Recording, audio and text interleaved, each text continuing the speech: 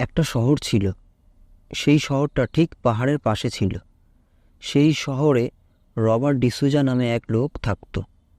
Robert খুব বড়লোক ছিল আর ব্যবসায়ী ছিল। একদিন সে ব্যবসার কাজে শহরের বাইরে যায়। রাতে বাড়ি ফেরার সময় তার গাড়ির সামনে একটি গাছ পড়ে। রবার্ট গাড়ি থেকে নেমে এদিক ওদিক দেখে। কাউকে দেখতে না পেয়ে সে ভাবে আজ সে কি করে বাড়ি যাবে। রবার্ট গাড়ি ছেড়ে সামনের দিকে হাঁটতে থাকে। ঠান্ডার মধ্যে কিছুটা হাঁটার পর সে দূরে একটি বাড়িতে আলো জ্বলছে দেখতে পায়। রবার্ট হেঁটে সেই বাড়ির দিকে যায়। দরজায় ঠকঠক করতেই বাড়ির ভিতর দিয়ে এক মহিলা বেরিয়ে আসে আর বলে, কে আপনি? কি চাই আপনার? আমি রবার্ট। আমি একজন ব্যবসায়ী। ব্যবসার কাজে আমি শহরের বাইরে গিয়েছিলাম। রাতে ফেরার পথে আমার গাড়ির সামনে গাছ পড়ে যায়, যার জন্য আমি এই ঠান্ডার মধ্যে আর বাড়ি যেতে পারিনি। যদি আপনি আমাকে রাতে একটু আশ্রয় দেন। আপনি তো বিপদে পড়েছেন, আর এত রাতে কোথায় যাবেন? আসুন, ভিতরে আসুন। রবার্ট ভিতরে আসে আর দেখে সেখানে অনেক ছোট ছোট ছেলে মেয়ে শুয়ে আছে, তারা ঘুমাচ্ছে। মারিয়া বলে, আমি এদের মানুষ করি, ওরা অনাথ। আমি নিজে সেলাইয়ের কাজ করে ওদেরকে মানুষ করার চেষ্টা করছি। ওরা খুব ভালো।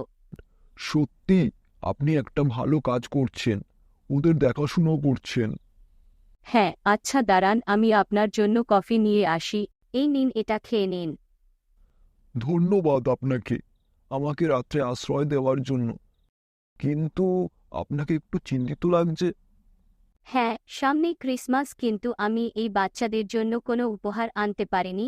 এবছর আমার কাছে সেরকম টাকা পয়সাও নেই। কোথা থেকে আমি টাকা পাবো? কোথা থেকে আমি ওদের উপহার দেব? যাই হোক, আপনাকে বলেই বাকি লাভ। আপনি শান্তিতে এখানে রাত্রি বেলায় ঘুমান। আমার এখানে বেশি জায়গা নেই। এই নিন, এই চাদরটা গায়ে দিয়ে এখানে ঘুমিয়ে পড়ুন। পরের দিন সকালবেলায় রবার্ট মারিয়াকে কিছু না বলে ঘর থেকে বেরিয়ে যায় এবং সে গাড়ি করে নিজের বাড়ির উদ্দেশ্যে রওনা দেয়। এরপর দেখতে দেখতে ক্রিসমাস চলে আসে।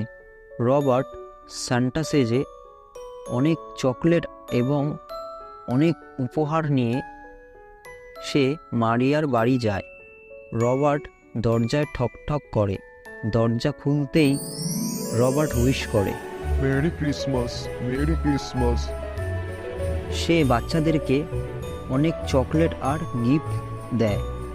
তারা অনেক আনন্দ করে, তারা অনেক খুশি হয় সান্টার এই সারপ্রাইজে।